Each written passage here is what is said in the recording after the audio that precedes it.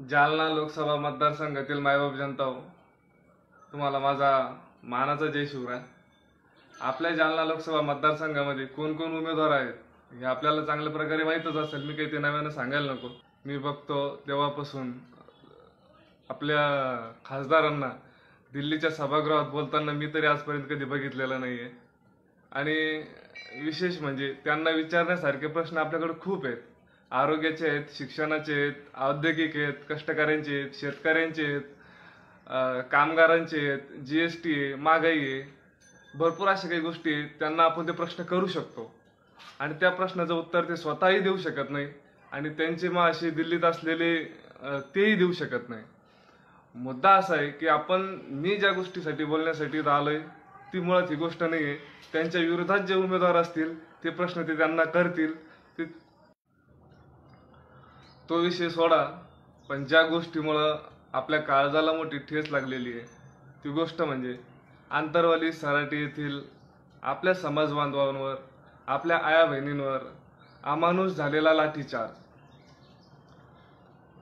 लाठीचार्ज इतका भयंकर होता की आपल्याच आया बहिणी ओरडत होत्या, अहो साहेब जाऊ द्या, अहो साहेब आम्हाला का मारताय, अहो साहेब आमची चुकी काय आहे। पण तरीही तो लाठीचार्ज चालूच होता। दवाखान्यातही भरती करण्यात आलं, कुणाच्या डोके फोडलेत, कुणाच्या अंगात छर्रे गेलेत, कुणाचे पायाचे बोट तुटलेत, मोठ्या प्रमाणात लाठीचार्ज झाला आणि त्याची जबाबदारी गृह विभागाने नाकारली। गृह विभागाने सांगितलं की तिथल्या काही लोकांच्या चुकींमुळे आम्हाला तो लाठीचार्ज करावा लागला। मग त्या चुकीचा लाठीचार्ज हा योग्य होता का? तो चुकीचा होता। गृह विभागाने याची कबुली दिली होती की जो लाठीचार्ज झाला ती आमची चूक होती। ही कबुली दिल्याच्या नंतर त्यांनी हे मान्य केलं होतं की त्यांच्यामुळे तो लाठीचार्ज झाला।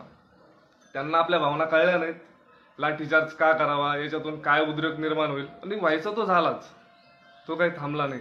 पण तो लाठीचार्ज आम्ही विसरलेलो नाहीये। आमच्या युवकांवरती झालेले गुन्हे, दाखल झालेले गुन्हे आम्ही विसरलेलो नाहीये। आमच्या युवकांच्या आरक्षणासाठी ज्या आत्महत्या झाल्या त्या आम्ही विसरलेलो नाहीये। आणि विशेष म्हणजे आरक्षणाच्या नावाखाली तुम्ही जी मराठा समाजाची फसवणूक केली ती आम्ही विसरलेलो नाहीये। आणि जो लाठीचार्ज आंतरवाली सराटीमध्ये झाला याची SIT ची चौकशी तुम्ही नेमावी, इतकी खालची पातळी तुम्ही गाठली आणि मराठा समाजावरतीच तुम्ही संशय घेतला की आम्हीच चुकीचे आहोत, त्याच्यासाठी SIT चौकशी नेमली। तुम्हाला जी चौकशी करायची ती करा, पण तुम्ही म्हणला होतात की आम्ही गुन्हे मागे घेऊ, ते काही तुम्ही गुन्हे मागे घेतले नाही। हा झाला गृह भागाच्या अतिरेक्याच्या खाली येणारा विषय। पण आमच्या जालना जिल्ह्याचे जे खासदार आहेत महाशय, त्यांना हा पूर्ण प्रकार माहिती होता, पण त्यांनीही या प्रकरणात हात घालण्याचा कुठं विषय आणला नाही किंवा गृह विभागाकडे मांडण्याचा कधी विषय आणला नाही। पण त्यांना मनोजदादा जरांगे पाटील यांच्या तोंडात तुतारीचा वास येतो असं त्यांचं वक्तव्य होतं। म्हणजे त्यांनाही मराठा समाजाच्या भावना कळल्या नाहीत। म्हणून आपली आता जिम्मेदारी आहे एक नागरिक म्हणून की मनोजदादा जरांगे पाटील यांना सांगितलेलं आहे की आपल्याला कुणाला पाडायचंय, कुणाला आणायचंय हा विषय नाही, पण कुणाला पाडायचंय हे आपल्याला चांगल्या प्रकारे माहिती आहे।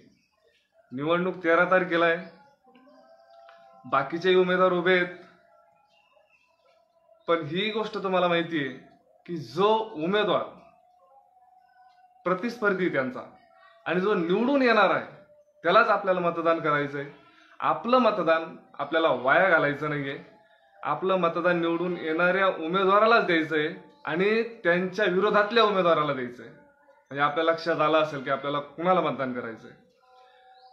आपण मतदान केंद्रावर आतमध्ये बटन दाबताना सुद्धा आपल्याला तो विचार करायचा आहे, आपल्या आया बहिणीचा विचार करायचा आहे, आपली झालेली फसवणूक याचा विचार करायचा आहे आणि लोकशाहीचा आवाज दाबणाऱ्यांच्या विरोधात आपल्याला मतदान करायचंय। लोकशाहीचा आवाज बुलंद करण्यासाठी आपल्याला मतदान करायचंय। तुम्हा सर्वांना जय शिवराय, जय शिव फुले शाहू आंबेडकर, जय अहिल्यामाता, जय अण्णाभाऊ साठे, जय महाराष्ट्र।